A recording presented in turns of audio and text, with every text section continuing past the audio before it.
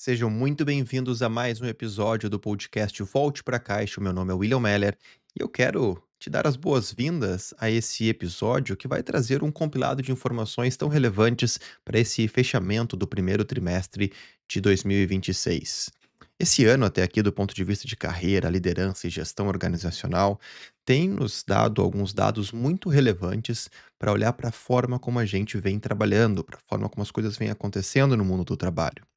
E olhando para esses 3 primeiros meses, eu separei aqui nessa pesquisa para hoje, uma análise daquilo que mais chamou atenção ou mais teve relevância, que eu acho que é relevante também para você ser bem informado, estar bem informado a respeito desses itens, né. Eu usei 2 vezes aqui a palavra relevância de propósito, porque eu acho que embora estejam acontecendo muitas coisas ao mesmo tempo, a informação que trafega ao longo de novas tecnologias, novas formas de trabalho, mercado de trabalho com vários layoffs nesse começo de ano. É interessante a gente sempre trazer um pouquinho de calma para a nossa análise e olhar com carinho para a curadoria de conteúdo que a gente faz daquilo que é mais, veja a palavra novamente, relevante estarmos por dentro, estarmos informados, tá bem? E hoje eu separei aqui alguns tópicos que é realmente um compilado dessa relevância toda do início de 2026, que primeiramente a gente quer abordar falando da fadiga da mudança. Trabalhadores do mundo inteiro vêm notando, percebendo e dando o feedback de que as mudanças estão acontecendo de uma maneira tão rápida que os trabalhadores estão ficando cansados da forma como as mudanças vêm sendo abordadas nas organizações. A gente tem alguns dados e algumas pesquisas bem profundas e relevantes para tratar sobre isso. Depois a gente vai falar sobre inteligência artificial que talvez não esteja entregando tudo aquilo que vem prometendo. E a diferença entre expectativa e realidade está trazendo um choque para dentro de algumas organizações e os investimentos que vêm sendo feitos em inteligência artificial. E também vamos falar sobre o colapso da confiança organizacional. Nunca a diferença entre aquilo que os líderes entendem que podem contar ou que tem um plano bom para a sua estratégia, que a sua estratégia está sendo bem organizada, que a sua liderança está surtindo efeito, o gap entre o que eles acreditam ser o certo e os trabalhadores confiarem nesses planos nunca esteve tão baixo, ou o gap nunca esteve tão alto, né? A confiança das equipes nunca esteve tão baixa na forma como a gente vem gerenciando as nossas organizações. Eu acho que vale a pena olhar para esse dado e refletir um pouco sobre ele. É por isso que eu estou aqui, como eu falei, para trazer informação para você, informação que vale a pena a gente ouvir, refletir com carinho e não apenas durante esse episódio, mas que você saia daqui também pensando sobre isso. Se você concorda com a forma como eu estou vendo, se você discorda e você tem todo o direito de discordar, mas que você possa pensar. Essa é a provocação, afinal, esse podcast, o podcast Volte para a Caixa, ele vem justamente para ajudar você a ser pelo menos 1% melhor na sua vida, na sua carreira, na forma como você lidera, e é por isso que a gente está aqui para refletir em conjunto. Eu tenho certeza que, seja qual for a sua carreira, seja qual for a sua profissão, você quer ganhar mais visibilidade profissional, você quer construir a sua imagem diante da sua indústria, você quer ser pelo menos mais melhor visto, talvez seja essa a forma de colocar, dentro da sua empresa ou fora da sua empresa. Essa é uma pergunta interessante. Se a sua empresa deixar de existir, você continua tendo relevância na sua indústria e no seu networking? Ou tudo aquilo que você construiu de resultados vai morrer junto com o seu crachá? Essa é uma pergunta que eu acho que vale muito a pena refletir no momento que tanto se vê falar e discutir sobre cargos que estão mudando. Tá bem? Mas esse não é o ponto, principal da nossa conversa. E como sempre, como você sabe, esse podcast gosta de começar a nossa conversa refletindo com um pouco de história. Em mil em 1847, em um hospital em Viena, na Áustria, um médico chamado Ignaz Semmelweis, ele vai observar algo bem perturbador. Ele observa que a taxa de mortalidade das mães durante um parto, ela estava em 18% na ala do hospital que era atendida pelos médicos. e apenas 2% ou até menos de 2% na ala que era atendida pelas parteiras. Esse dado ele chama muito a atenção, 18% de mortalidade onde eles são atendidos por médicos e 2% onde são atendidos por enfermeiras. Ele vai, analisar que a grande diferença entre os médicos e as parteiras estavam no que acontecia antes do parto. Muitas vezes, os médicos vinham direto de autópsias para os partos, sem lavar as mãos. De novo, a gente está falando de 1847. Ele vai implementar uma lavagem obrigatória com solução de cloro e a taxa cai de 18% para menos de 2% em apenas algumas semanas. Ou seja, um estudo, alguns dados que são muito claros e que podem nos ajudar, ou poderiam ajudar nesse caso, a perceber que a diferença foi clara. Ele conseguiu fazer uma pesquisa, colocar uma nova variável em jogo, nesse caso lavar as mãos, e ele viu uma diferença notável. O experimento ele é repetível nesse caso, tu pode validar ele em outros hospitais. E é o que foi feito.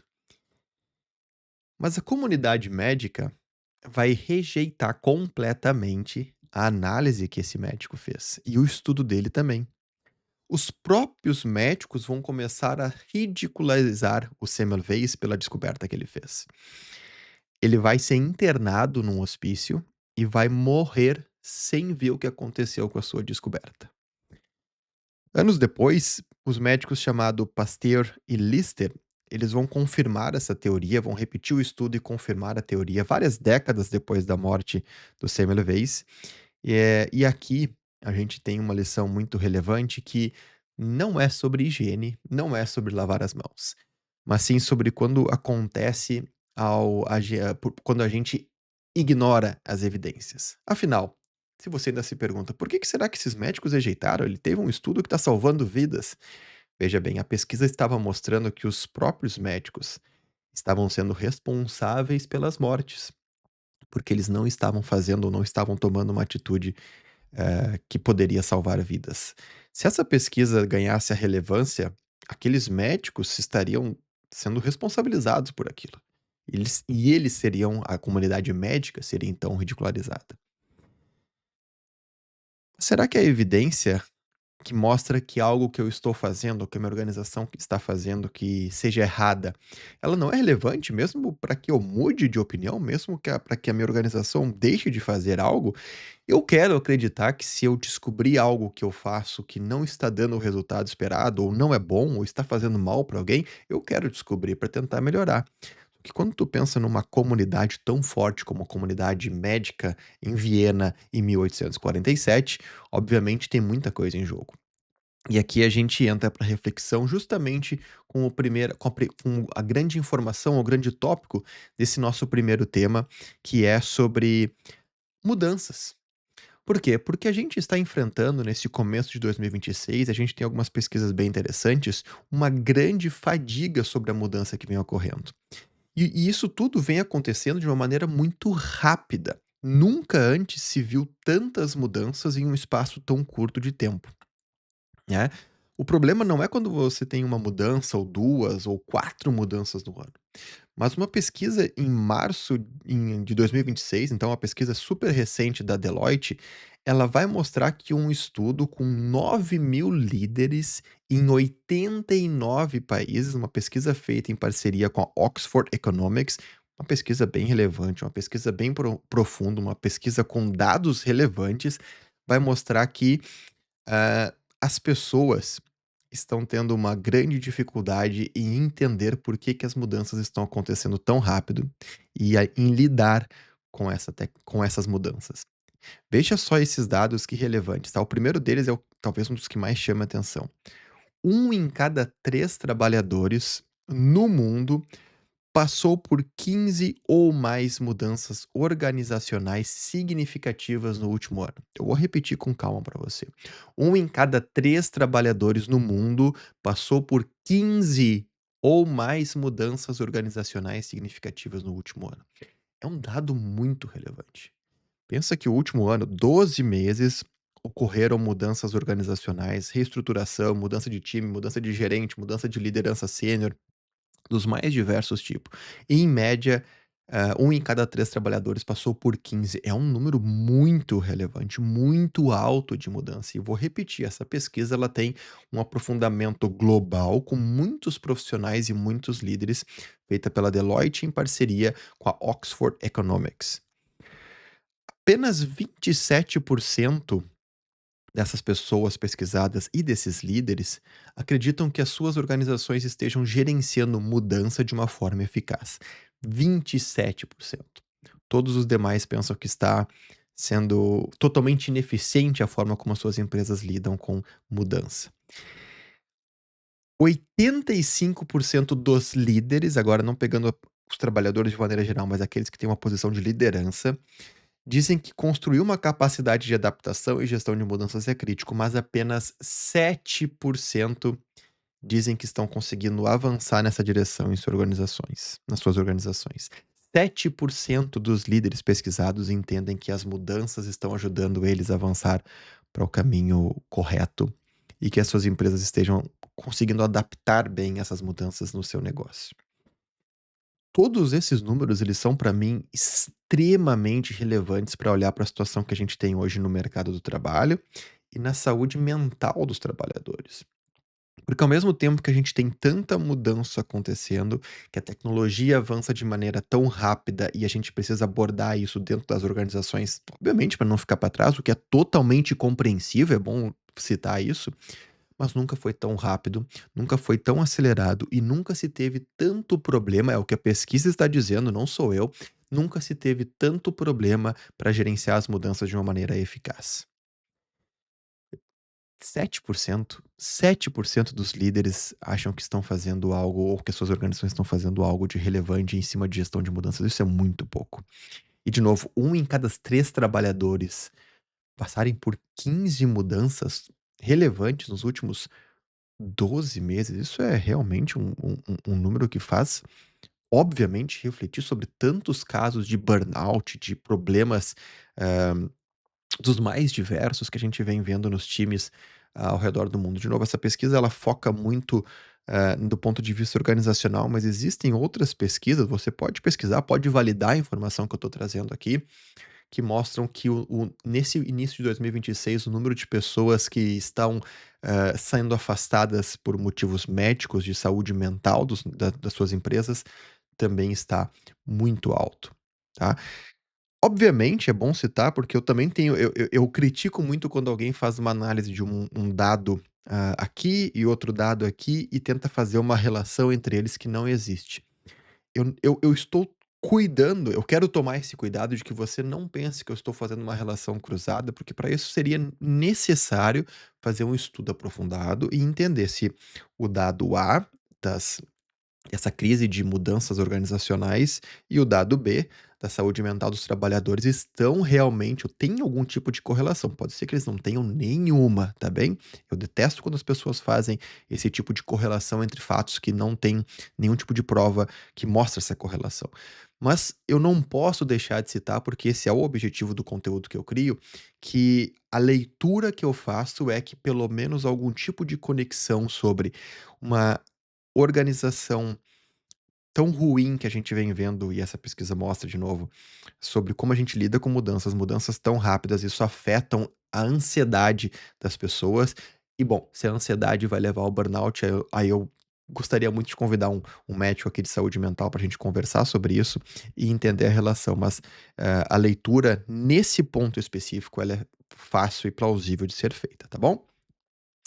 Porque há uma diferença, eu acho que essa é a grande reflexão, há uma diferença muito grande entre mudar com uma estratégia, e mesmo que você mude rápido, mas mudar apenas para seguir, o oceano, certo? O oceano está indo para lá, então eu preciso mudar muito rápido. Só que eu também entendo aqui a liderança sênior, e parece que eu estou ficando em cima do muro com a minha análise, não é esse o ponto, mas eu entendo, porque empresas que não se adaptam rápido, quando a mudança ela é tão relevante na indústria, como a gente vem vendo recentemente com tecnologias, novas tecnologias, é difícil não fazer alguma coisa, não reagir. O problema é quando a empresa fica apenas na mudança reativa e não conecta isso com a sua estratégia. Liderar uma transição, liderar uma mudança, isso faz parte de uma boa gestão. Se você acompanha o conteúdo que eu crio, você sabe que gestão, gerenciamento de pessoas, gerenciamento de negócios, gerenciamento de times, isso é uma ciência que tem, obviamente, muita prática envolvida, mas é uma ciência porque você precisa entender exatamente qual técnica vai ser utilizado, você tem um acompanhamento de melhoria contínua em cima do que você faz, você vai testar, vai validar hipóteses que algumas vão estar erradas, outras vão estar certas, para garantir que você esteja aplicando a técnica de gestão correta. E isso também deveria ser tratado com a mesma seriedade como a gente trata outras profissões. Porque gerenciar bem uma mudança, gerenciar bem uma empresa, gerenciar bem uma estratégia, a execução de uma estratégia precisa ser lidada, precisa ser feita com a seriedade necessária. Porque veja o gap que a gente vê aqui, os líderes estão vendo um problema e os trabalhadores estão vendo um problema, mas as mudanças continuam acontecendo num ritmo muito grande, muito acelerado. Absorver mudanças eu sei que é uma competência, eu entendo que é nosso papel refletir, a gente poderia ter um vídeo dedicado apenas para essa reflexão, porque ser capaz de absorver mudanças e continuar produzindo, continuar entregando, é uma habilidade que a gente precisa desenvolver para o mundo que a gente, trabalha hoje. No mundo que a gente trabalha, a gente precisa estar preparado para isso. Mas isso não significa que elas devam acontecer de qualquer forma. Eu quero deixar aqui a pergunta para você, a reflexão, ou pelo menos levar você a pensar mais sobre isso. Seja você um líder ou seja você fora de uma posição esteja você fora de uma posição de liderança na sua empresa. Qual foi a última mudança que você realmente absorveu de verdade? Que você olha assim e pensa: "Pô, essa mudança aqui eu acho que fez bastante sentido para a empresa, fez bastante sentido para mim, fez bastante sentido para o meu time e foi bem conduzida". Pensa nisso, porque isso pode te fazer perceber como o que significa fazer uma boa mudança. Talvez esteja relacionado à comunicação, talvez esteja relacionado a como essa informação é transmitida, no tempo que ela é conduzida, como ela é conduzida. Reflita sobre ela na sua próxima caminhada pela rua, para você ver se você consegue encontrar alguns pontos em comum ou pontos diferentes entre as mudanças que vêm ocorrendo agora com você, que estão frustrando o seu time ou você mesmo no seu trabalho, e essa mudança positiva que você vivenciou no passado, tá bem? A gente vai seguir para o próximo ponto que também chamou muito atenção e vou até compartilhar com vocês algo de como eu faço essa pesquisa dos conteúdos, né. Eu assino muitos, sites, newsletters que eu confio muito nas informações, eu gosto de trabalhar com receber dados de fontes confiáveis, mas eu também tenho alguns autores que eu sigo, que eles dão as suas opiniões, então eu tento juntar essas fontes confiáveis com essas outras opiniões para aí sim ter a minha própria opinião, discordando deles, concordando com eles, não tentando não brigar com os fatos, mas tentando olhar para os fatos sempre com aquela ótica de de cuidado, acho que essa é a palavra, de cuidado, porque muitas vezes um fato isolado em um país não reflete uma verdade que se aplique globalmente, uma pesquisa que é feita sobre um contexto, sobre um tipo de indústria, pode não refletir, uma verdade sobre o restante do mundo do trabalho. Então eu tenho um cuidado muito grande com isso.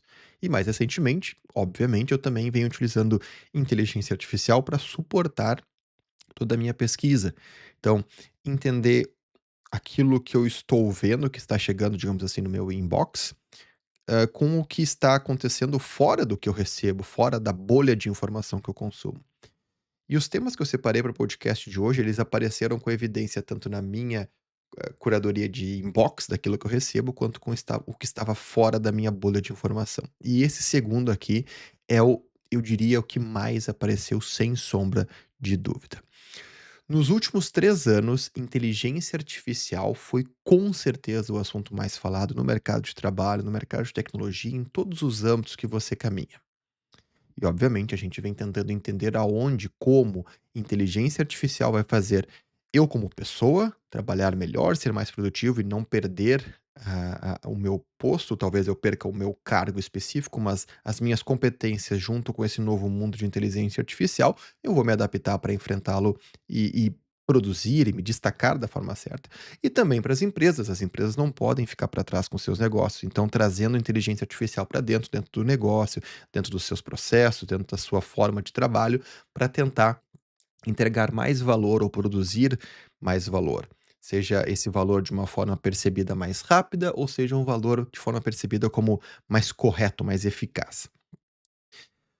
Muitos orçamentos foram, obviamente, redirecionados, muito investimento, muito dinheiro foi colocado em inteligência artificial e os dados começaram a chegar. Como eu falei, a gente já não está mais vivendo os primeiros meses de inteligência artificial como realidade, embora todo mês, quase toda semana, a gente veja a tecnologia avançando mais e mais. Mas já são 2 para 3 anos em que a gente tem inteligência artificial dentro das organizações. E os dados estão chegando sobre os resultados, não sobre o hype, mas aquilo que foi feito de fato. E eles não condizem com aquilo que a gente via, ou tinha expectativa de ver nas organizações. E veja que eu cruzei aqui informações de diversas fontes, tá? Primeiro, uma pesquisa da Kyndryl de fevereiro desse ano, de 2026, vai mostrar que 61% dos líderes se sentem mais pressionados a mostrar algum tipo de projeto, de aplicação com inteligência artificial nos seus times, nas suas áreas, e eles não estão conseguindo colocar algo que faça sentido e demonstre retorno sobre o investimento real, que demonstre aquele ROI compatível com o que se tem de expectativa em cima deles. Aí uma pesquisa da Gartner, também do início desse ano, vai mostrar que o ciclo de expectativas de inteligência artificial está atingindo um ponto no gráfico que é oficialmente chamado de Vale da Desilusão. Eu convido você a olhar esse gráfico do Gartner, porque ele vale para qualquer tipo de tecnologia, qualquer tipo de inovação. A gente tem uma curva nesse gráfico para toda a inovação, que é uma curva de hype, de altas expectativas. Foi assim com os smartphones, foi assim com os computadores pessoais, foi assim com as redes sociais. Toda a inovação tende a passar por esse vale de hype, né? De muitas expectativas. A nossa expectativa está lá em cima, a expectativa do mercado está lá em cima. Esse vale de hype, de alta expectativa, ele pode durar muito tempo ou passar rapidamente. No caso da IA, ele durou um tempo e está caindo muito forte para a área do gráfico que é chamado do vale da desilusão, que é o momento onde a comparação entre o que eu tinha de expectativa e o que eu estou vendo de realidade, aqui falando especificamente de negócios, não estão muito distantes um do outro. E é por isso que eu entro nesse chamado vale da desilusão, desilusão com a inovação, desilusão com o que eu tinha de expectativa.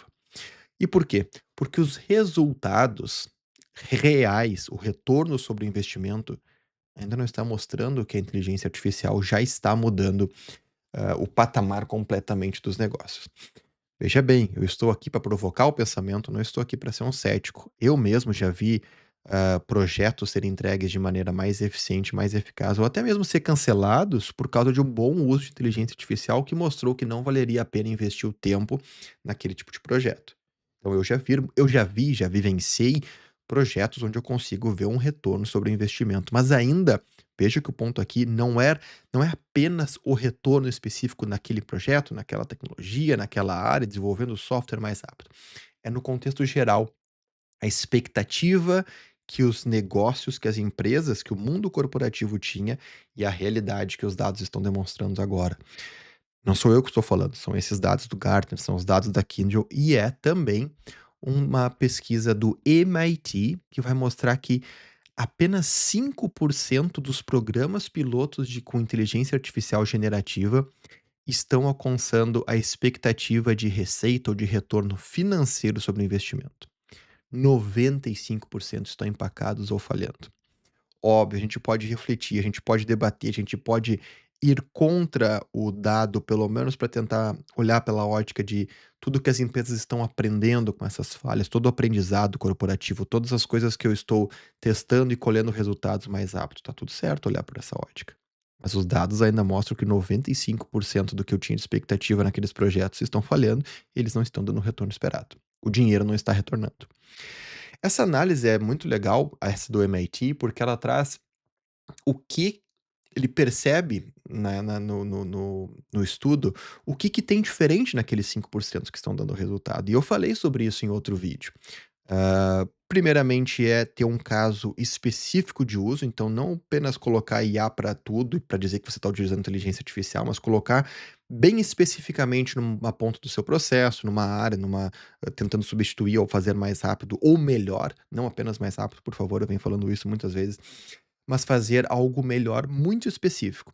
Esses projetos que tiveram sucesso foram porque eles tiveram especificidade nos requisitos, o que era para ser feito, e aí colheram resultados. Em segundo lugar, vem a integração em fluxo real de trabalho. Então, não só um piloto paralelo que você coloca ó, aqui num processo ali, mas inclua de verdade no seu processo de negócio e na sua cadeia de valor, aquilo que realmente vai fazer diferença no final. E por fim, o ponto número 3 é a ferramenta certa no contexto certo.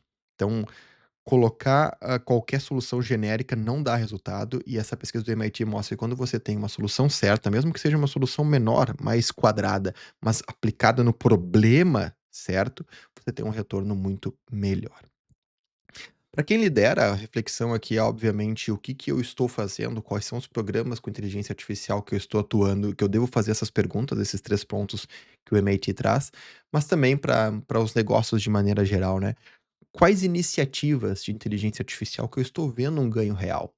E das que eu não estou vendo, o que está acontecendo nelas? Será que elas não estão tendo esse uso de caso real? Será que a empresa está apostando muito alto, mas não está preparada internamente para absorver aquela tecnologia? A cultura está barrando? Acho que vale uma reflexão muito grande, porque os dados, de novo, eles não mentem e mostram que nesse início de 2026 os resultados de produtividade não estão condizendo com aquilo que se esperava das organizações que já estão aplicando inteligência artificial. Temos muitos casos bons, temos muitas aplicações excelentes, mas ainda não estamos batendo, ou pelo menos o gap ainda está muito grande entre a expectativa e a realidade. Por fim, eu acho que falar de gap entre expectativa e realidade é exatamente o pulo perfeito para o tópico número 3 que nós vamos refletir hoje, que é sobre o colapso da confiança nas organizações. Mais uma pesquisa bem aprofundada, mais uma pesquisa bem relevante que você pode checar, você pode validar, olhar com sua perspectiva, mas basicamente, a gente parte de uma premissa crucial que está morrendo. Existe uma premissa, uma narrativa em todas as organizações ou nas grandes organizações do mundo de que as pessoas confiam na liderança organizacional. As pessoas confiam na liderança da empresa, as pessoas confiam em quem está tomando decisões. Mas não é isso que dados do início de 2026 vêm demonstrando em uma pesquisa global e bem abrangente da Randstad, que entrevistou 27 mil trabalhadores em 35 países diferentes. Foram mais de 1.200 empresas incluídas nessa pesquisa. E mostrou, ou pelo menos trouxe para nossa reflexão, alguns dados de uma relevância muito grande. Primeiro, a confiança em liderança sênior caiu globalmente de 77% para 72% em 12 meses. Você pode pensar, 72, 77 não é tão grande assim, só que nunca esteve tão baixo e já estava baixo antes. A confiança na gestão sênior, ela vem caindo vertiginosamente nos últimos anos, principalmente nesse século em que vivemos, e ela nunca esteve tão baixo no início de 2020 como nesse início de 2026. Entre a geração Z, esse número chegou a 67%, que é o menor nível registrado em qualquer tipo de gráfico, pegando até mesmo as diferenças em alguns países países que têm uma cultura de confiança menor do que outros do mundo, se você consegue entender dessa forma. 67% é da geração Z. E lembre-se que a geração Z, ela vem tomando cada vez mais conta dos postos de trabalho. Então, se a confiança com essa geração está caindo na liderança sênior, a gente já tem um ponto que ele já é mais do que vermelho aceso aqui. Mas os dados eles não param por aí, tá bom? 77% dos empregadores, daqueles que têm uma posição de gestão, liderança nas empresas, eles também estão dizendo que a escada corporativa, né, o modelo de construção de carreira, ele está ultrapassado. Então veja o cruzamento dos primeiros dados que a gente citou. Os trabalhadores, aqueles de maneira geral, dentro das empresas, eles não estão confiando na liderança sênior, e a liderança também está percebendo que a escada corporativa que faz as pessoas crescerem dentro da empresa também já está ultrapassada. Eu falei sobre isso em outro vídeo, você pode dar uma olhada, mas isso é muito interessante porque essa escada corporativa é basicamente a forma que vem ditando as regras de como a gente cresce em nossa carreira. Como a gente vai para o próximo cargo, quais são as opções à nossa frente. Se eu vou para um cargo de gestão, um cargo de especialista, eu inicio num cargo júnior, depois eu vou para pleno, sênior. Essa escada corporativa que faz a gente subir conforme as oportunidades vão aparecendo e a gente vai evoluindo dentro da empresa. Mas há uma percepção, existe uma pesquisa, por isso que eu citei o outro vídeo que eu falo mais sobre isso. Existe uma percepção que essa escada não funciona mais, o mapa da carreira não está funcionando mais. E aí, a gente vai ter, por fim, o último dado, que é também um complemento, uma pá de cal em cima do que a gente falou, que diz assim: 90% dos empregadores, de novo as empresas, se dizem otimistas com 2026, contra apenas 51% dos trabalhadores das mesmas empresas pesquisadas. 95% contra 51%. Você consegue perceber onde é que está o grande gap aqui de confiança? É porque as pessoas não estão otimistas. As pessoas não conseguem ver que a estratégia está indo para o lado certo e no mundo tão incerto, no mundo tão bagunçado como a gente vive nesse começo de 2026, principalmente do ponto de vista de mudanças aceleradas, de coisas acontecendo rápido demais, muita informação, difícil acompanhar. As pessoas não têm certeza de que as empresas estão tomando as decisões certas, para mover para o caminho correto, que é o caminho futuro que as pessoas entendem que vai trazer sucesso para elas e para a empresa. Veja bem que a confiança, ela não desapareceu, ela ainda existe, mas ela vem caindo vertiginosamente. Basicamente, o que a gente está vendo é que ela, não é que as pessoas não confiem na empresa mais, elas basicamente estão deixando de confiar, naquele modelo de gestão que está à frente da empresa. Afinal, se elas estão ainda trabalhando nessa corporação, possivelmente elas acreditam na missão, na visão, nos valores. Mas a pesquisa mostra que a confiança em quem está tomando as decisões e na forma como essas decisões são conduzidas, o processo de tomada de decisão, não está passando confiança para as pessoas. E aqui você pode tomar as conclusões que você quiser. Eu vou até ser um pouco neutro, porque você não pode colocar toda a culpa em cima da gestão sênior pelas decisões, afinal, essas decisões são sempre influenciadas, né, de baixo para cima e de cima para baixo. As pessoas decidem com base nas informações que elas têm. Se elas estão tomando as decisões, incorretas ou as decisões que não são as melhores, seja qual for o ponto de vista, como que as informações estão chegando para elas tomarem a decisão? Acho que é uma reflexão que a gente deve fazer com cuidado, para não apenas colocar um dedo e apontar de que algo está errado lá, não. Talvez algo esteja errado justamente embaixo, onde a informação é gerada para tomada de decisão. Afinal, uma estratégia não é formulada do nada, uma estratégia é formulada com base em informações, com base em resultados de mercado, com base em o que está acontecendo. A gente deve refletir sobre isso, porque a empresa, se ela falir, se ela for à falência, se ela tiver, prejuízo, são todos que vão ter prejuízo. São todos que vão perder os seus empregos. Se a empresa tiver sucesso, se a empresa tiver resultados positivos, são todos também que vão ter resultados positivos e vão ver esse crescimento. Mas a reflexão ainda é grande, porque uma perca de confiança é algo muito sério. Quando a gente não confia em quem está tomando a decisão, fica mais difícil ver, futuro, esse acho que é o termo correto, para que eu possa também crescer naquela empresa e me tornar a pessoa que decide. Afinal, se eu não tenho confiança de que as decisões que estão sendo tomadas hoje são boas para a empresa, talvez eu esteja perdendo um pouquinho aquela perspectiva de que a empresa esteja indo para o caminho certo.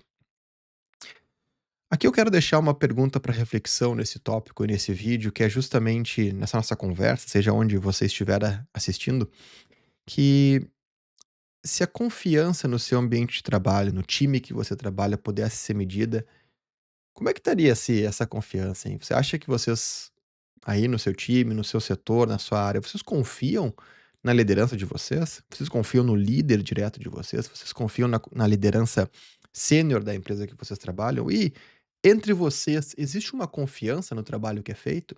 É uma reflexão que acho que é relevante ser feita, porque falar de uma maneira global assim, talvez a gente perca um pouquinho a perspectiva, mas quando a gente fala de confiança com as pessoas que estão trabalhando ao nosso redor, a gente consegue ver isso mais palpável, tá bem? Com isso, eu quero também fazer uma pequena reflexão ainda, ou pelo menos uma análise de que eu não posso deixar de fora quando se trata de confiança, que é com a forma, né, os frameworks, o modelo de trabalho que a gente tem hoje. Por muitos anos a gente esperou que modelos ágeis iriam resolver todos os problemas como se fosse uma pílula mágica. A gente viu que as pessoas focaram tanto em certificações, em darem nomes para frameworks, para modelos, que elas esqueceram os pontos básicos, que era a interação entre as pessoas, que era construir algo de valor para o cliente final. Afinal, as pessoas estão até esquecendo o que significa gerar valor, né? Que não vem dos métodos ágeis, vem lá do Lean, vem da época pós-guerra no Japão, onde a gente vai descobrir que o mais importante para uma empresa é diminuir o seu desperdício, aquilo que não gera valor, e aumentar a percepção de valor do cliente final. E aí, chegando de novo nos métodos ágeis, a gente vai trazer o humano, né, a pessoa, o trabalhador, junto com o cliente, para o centro do centro da discussão. E essa visão inicial dos métodos ágeis, ela teve e ainda tem, ainda existe lá de maneira original, é uma expectativa muito grande que fosse resolver justamente esse leque de transparência, de confiança, de garantir que eu estou construindo uma coisa que se casa com o que meu cliente espera, e tudo isso também é confiança. Então, se você pudesse refletir sobre a forma que você trabalha, os métodos de trabalho, o framework que você utiliza para entregar valor na sua empresa, ele faz sentido? Em 2026 ele ainda faz sentido? Ou será que você está tendo um modelo de trabalho lá dos anos 70, dos anos 80 e ainda não percebeu tudo que vem mudando para tentar trazer mais transparência, mais confiança e uma relação melhor entre as pessoas que produzem o trabalho e aquelas que adquirem, que vão perceber valor? Essa foi a base de toda a discussão que se iniciou sobre métodos ágeis. As pessoas confundiram muito. Focaram, como eu disse, nas certificações, focaram no nome dos métodos, no nome dos cargos, e esqueceram o principal fator que iria trazer um modelo de trabalho melhor para os seus ambientes corporativos. Mas ainda dá tempo da gente refletir e trazer esse tipo de perspectiva para dentro das nossas organizações e para dentro dos nossos times. Quero te agradecer, como sempre, por ter feito essa reflexão aqui junto comigo. Esse dia eu recebi um comentário muito legal, uma mensagem, na verdade, no inbox de um ouvinte que disse que ele costuma pausar algumas vezes, não apenas por uma questão de anotação, mas porque ele quer refletir mesmo, quer pensar um pouco sobre aquilo que foi falado. E essa é justamente a proposta dessa nossa conversa, desse nosso podcast, que você reflita. Como eu disse, que você discorde de mim, que você concorde comigo. Tá tudo bem, qualquer um dos dois, mas que você coloque o seu cérebro para trabalhar. No mundo onde a inteligência artificial faz tantas coisas parecerem mais rápido e a gente quase entrega o nosso processo de pensamento, de tomar conclusões, de ter novas ideias para uma máquina na nossa frente, é importante, é crucial que a gente aprenda ou reaprenda a pensar, a tomar as nossas próprias conclusões de algum tema, a tomar o nosso próprio entendimento de como algo funciona, discordar do que a gente vê, discordar do que a gente lê, discordar do que a gente escuta, mas sempre com um processo de pensamento que faça a gente discordar de uma maneira inteligente, não apenas para ser crítico. Também concordar da maneira certa. Tô lendo um livro, tô concordando com o autor, por que que eu tô concordando? Qual é a relevância ou qual é a motivação de eu estar concordando ou discordando com aquele autor? E tem que ter um modelo mental, no mínimo um pouco mais inteligente, que seja melhor do que apenas entregar tudo de mão dadas, de mão beijada para a inteligência artificial pensar por nós. Esse não é o objetivo nunca, eu espero, de de você utilizando tecnologias como essa, tá bem? Muito obrigado por assistir mais um episódio do podcast Volte pra Caixa. A gente tá aqui porque a gente quer junto, eu, você, todos nós evoluirmos e nos tornarmos 1% melhor. Pelo menos isso, 1% melhor hoje do que a gente foi hoje. É por isso que voltar para a caixa é justamente voltar para o básico, voltar para essas conversas simples, conversas em aberto, para que a gente possa esquecer um pouquinho o hype, o barulho, toda essa confusão que está lá fora e refletir naquilo que vale a pena e que vai fazer diferença amanhã quando a gente chegar no nosso trabalho, tá bem? Vejo você no próximo episódio e até mais.